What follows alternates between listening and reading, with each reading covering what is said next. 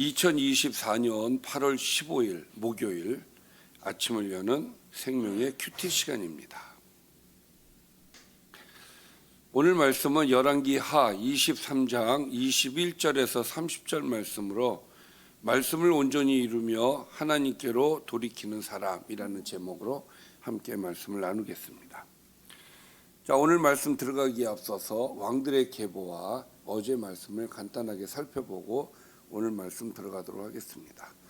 좀 빨리 하겠습니다. 이제는 남유다가 르호보암 때 북이스라엘과 갈라지죠. 자, 남유다는 르호보암이, 북이스라엘은 여로보암이. 자, 르호보암이 먼저 죽고 아비암이 왕이 되죠. 아비암을 아비야라고도 이야기합니다. 아비암. 자, 그 다음에 아사가 왕으로 있을 때 여로보암이 죽고, 나답, 여로보암의 아들 나답. 그러나 나답은 바하사의 등장으로 밀려나고 바하사가 왕이 됩니다. 바하사 왕조가 시작이 되죠.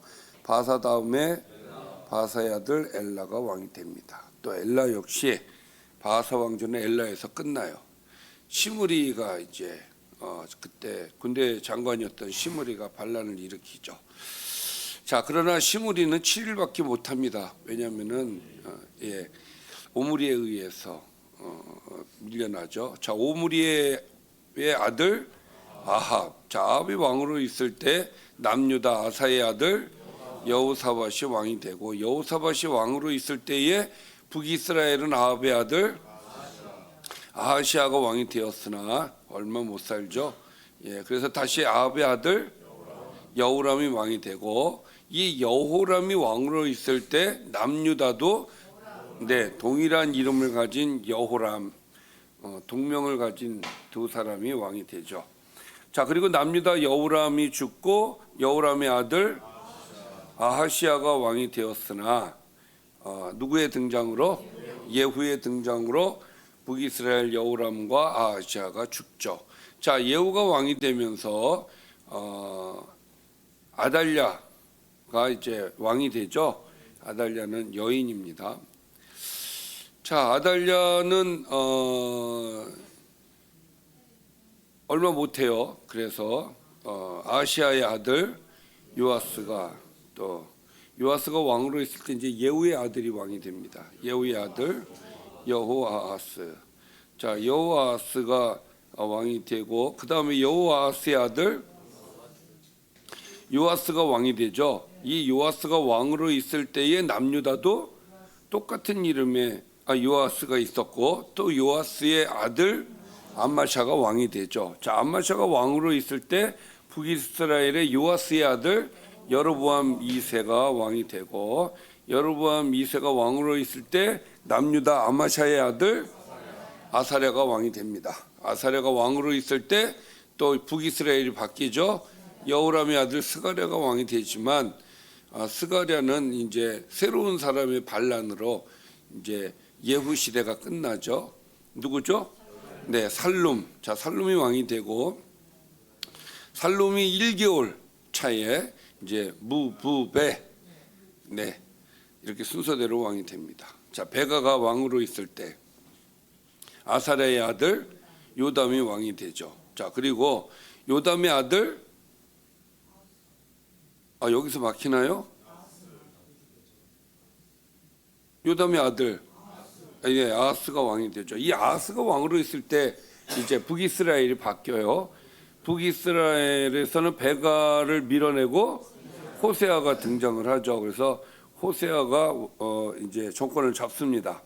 자, 호세아가 왕으로 있을 때 아하스의 아들 히스기야, 우리가 잘 알고 있는 히스기야가 이때 왕이 됩니다. 자, 그리고 이제 호세아는 히스기야 시대 때 망해요. 이제 남유다 북이스라엘은 망합니다. 그리고 히스기야의 아들 므낫세가 왕이 되는데, 므낫세는 아주 악한 왕으로 평가가 되어지죠. 므낫세만큼 그러니까 전무후무한 악한 왕이었다, 이렇게 평가를 받죠. 자, 므낫세의 아들 누굽니까? 자, 아몬드가 아니라 아몬입니다.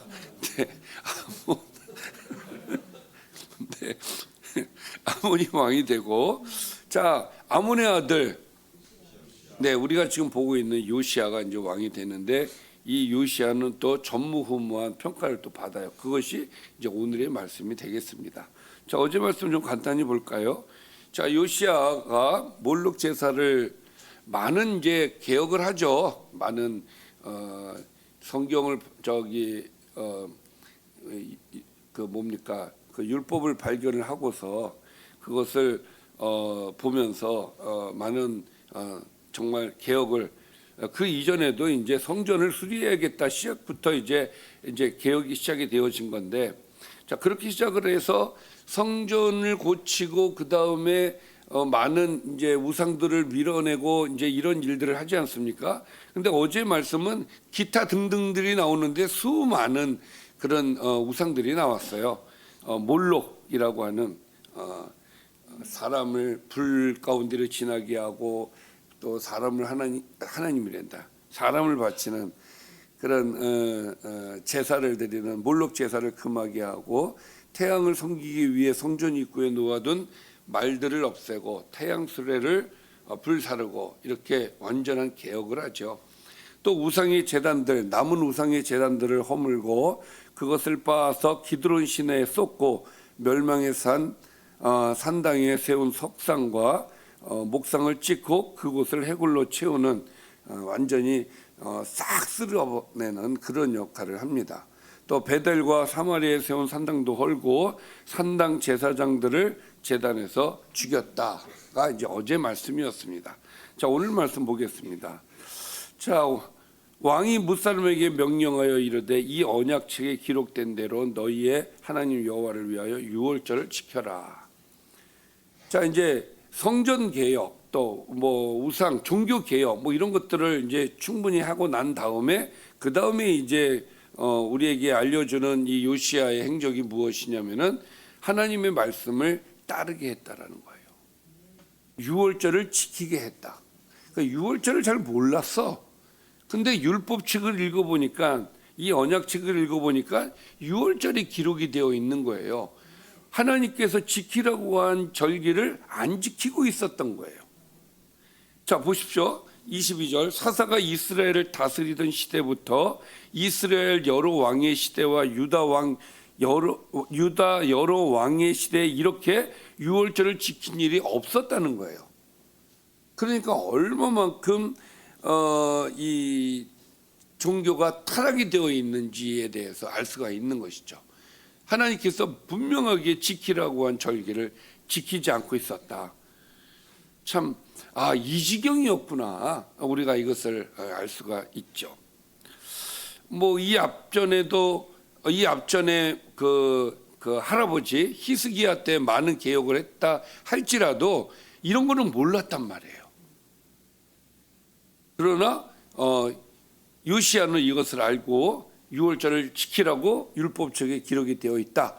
우리는 지켜야 된다. 이것은 무엇입니까? 우리는 하나님 말씀으로 돌아가야 된다. 하나님 말씀을 지켜야 된다. 이것을 강조하고 있는 거예요. 그래서 요시야 왕 18째 해에 예루살렘에서 여호와 앞에 이 유월절을 지키게 되었다라는 말씀을 주시는 겁니다. 자, 뿐만 아니라 계속해서 개혁이 진행이 됩니다. 요시야가 또 유다 땅과 예루살렘에 보이는 신접한 자와 점쟁이와 드라빔과 우상과 모든 가증한 것을 다 제거하였으니 자, 그리고 이제 종합적인 평가가 나와요. 자, 대제사장 hil기야가 여호와의 성전에서 발견한 책에 기록된 율법의 말씀을 이루려 함이라. 이 땅에 있는 신접한 여인이 더러운 것들을 다 없애려고 했던 것은 하나님 말씀에 기록이 되어 있었기 때문이었다라는 거고 25절의 종합적인 평가입니다. 요시야와 같이 마음을 다하며 사실 왕들을 평가할 때 마음을 다하는 왕은 요시야밖에 없는 거예요. 마음을 다하며 뜻을 다하며 힘을 다하여 모세의 모든 율법을 따라 여호와께로 돌이킨 왕은 요시야 전에도 없었고 후에도 그와 같은 자가 없었다라고 평가를 받을 만큼 전무후무한 개혁 왕이었다. 하나님의 말씀으로 되돌아가는 정말 이 되돌리려고 하는 그 마음이 마음을 다하고 뜻을 다하고 힘을 다하여서 하나님 말씀을 되돌리려고 노력을 했다. 이렇게 평가가 되어집니다. 자, 요시야의 개혁은 여기까지입니다. 요시야의 마지막 이야기입니다. 그러나 여호와께서 유다를 향하여 내리신 그 크게 타오르는 진노를 돌이키지 아니하셨으니, 자, 유다는 멸망한다 그랬죠? 그것을 돌이키지 아니하셨다. 사실 정말 요시야가 한 행적을 보면은 그래도 좀 이쁘게 볼 만도 한데, 좀 돌이킬 만도 한데 하나님께서 마음을 돌이키시지 않아요. 왜 그렇습니까? 그 다음 얘기가 나요. 이것은 므낫세가 여호와를 경노하게 한 그 모든 경노 때문이다. 므낫세가 한 짓이 너무 크기 때문에 하나님께서 돌이키시지 않으셨다는 것이죠. 여호와께서 이르시되 내가 이스라엘을 물리친 것 같이 유다도 내 앞에서 물리치며 내가 택한 이 성 예루살렘과 내 이름을 거기에 두리라 한 이 성전을 벌릴 것이다. 내 이름을 여기에 두겠다. 성전을 짓고 나서 하나님께서 그러시거든요. 내 이름을 영원히 여기에다 두고 너희와 함께 있을 것이다. 그 성전을 버리신다는 것은 함께하지 않으시겠다라는 말씀이 되는 것이죠. 한 번 더 말씀을 드립니다마는 요시야가 한 행적을 가지고 봤을 때 정말 하나님께서 마음을 돌이키실 만도 해요. 왜냐하면은 완전히 없앴잖아. 전무후무하게 없앴잖아. 그럼 완전히 쇠판이 되었다라고 생각할 수 있지 않습니까? 그러나 우리가 과거의 행적을 보면 아무리 바꿔도 다시 죄 짓는 것으로 되돌아가더라. 그러니까 우리는 계속적인 반복을 통해서 우리는 그 역사 속에서 우리가 알 수가 있어요. 하나님께서 그래 내가 안 할게 이렇게 한다 해도 또 얼마 가지 않아서 하나님은 또 화가 나실 거고 그렇게 될 게 뻔하죠. 자, 요시야의 남은 사적과 행한 모든 일은 유다 왕 역대지력에 기록되지 아니하였느냐?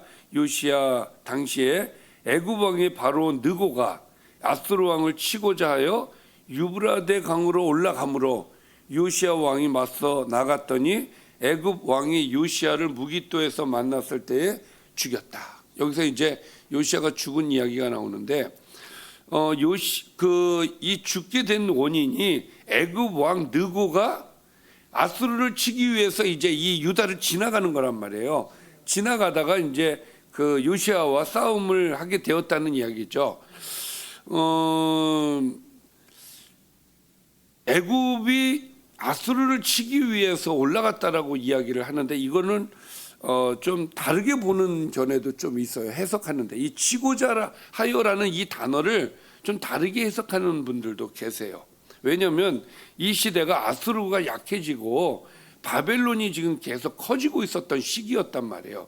그래서 아마도 애굽 왕이 아수르를 치려고 간 게 아니라 아수르와 연합을 해서 바벨론을 치기 위해서 올라간 거라고 보는 견해도 있습니다. 이 치고자 하여를 좀 다르게 보는 견해가 있어요. 그러나 근데 뭐가 맞는지는 잘 모르겠으나 팩트는 이때 애굽 왕과 싸웠고 요시야가 이때 죽었다라는 것은 팩트다. 자, 신복들이 그의 시체를 병거에 싣고 무기토에서 예루살렘으로 돌아와 그의 무덤에 장사하니 백성들이 요시야의 아들 여호아하스를 데려다가 그에게 기름을 붓고 그의 아버지를 대신하여 왕으로 삼았더라. 여기까지가 오늘의 말씀입니다. 자, 요시야가 죽고 누가 왕이 되었어요? 네, 여호아하스가 이렇게 딱 등장을 합니다. 자, 오늘 말씀을 좀 정리를 해보면, 자, 오늘 말씀은 자 개혁을 우상을 없애고 모든 이제 성전 수리도 거의 마무리가 됐고 이제 이런 모든 것을 다 정리를 한 다음에 한 일이 요시야가 한 일이 무엇이냐면 하나님 말씀대로 돌아가자였어요. 그래서 제일 첫 번째 말씀으로 돌아가는 일에 있어서 말씀을 읽다 보니까 우리가 하나님께서 명령하신 유월절을 지금 안 지키고 있네. 유월절 지켜야 돼. 하나님께서 지키라고 하셨어. 유월절 지켜야 돼. 그래서 말씀 회복을 또 하는 그런 요시아의 모습을 오늘 우리가 보았죠. 이렇게 개혁을 하는 일에 있어서 요시아는 마음을 다하고 뜻을 다하고 목숨을 다하여서 하나님의 말씀으로 되돌리는 헌신을 하였다. 그래서 하나님께서 평가를 하시기에 이 요시아만큼 그렇게 하나님 앞에 되돌리려고 하는 왕은 전에도 없었고 후에도 없었다라고 평가를 할 만큼 요시아는 전무후무한 개혁가였고 하나님께서 굉장히 정말 기뻐하는 자가 분명하였다. 그러나 애굽 왕과의 싸움에서 거기에서 죽었다. 이것은 미리 예언이 되어 있었죠. 왜 하나님께서 이 요시아에게 이 유다가 멸망하는 꼴을 보여주지 않기 위해서 평안하게 데려가시겠다라고 약속을 하셨어요. 그래서 데려가신 거예요. 안타깝지만 요시아는 이렇게 해서 생을 마감하게 됩니다. 자, 오늘 말씀 가운데서 여러분들은 어떤 말씀이 가장 와 닿습니까? 저는 오늘 말씀을 보면서 아까 얘기한 마음을 다하고 뜻을 다하고 또 힘을 다하여, 마음을 다하고 뜻을 다하고 힘을 다하여, 이것은 우리 신앙의 기본이 되어야 돼요. 찬양을 할 때도 기도할 때도 우리가 하나님 앞에 무엇을 하든지 요시아처럼 마음을 다하고 뜻을 다하고 힘을 다해서 나가서 하나님께서 우리의 진심을 볼 수 있도록 우리는 노력해야 될 줄 믿습니다. 기도하겠습니다. 살아계신 아버지 감사합니다. 오늘 우리에게 주신 말씀을 기억하고 우리가 요시아처럼 마음을 다하고 뜻을 다하고 힘을 다하여서 나의 하나님을 사랑하고 나의 하나님을 섬길 수 있도록 은혜를 더하여 주옵소서. 예수님의 이름으로 기도드립니다. 아멘.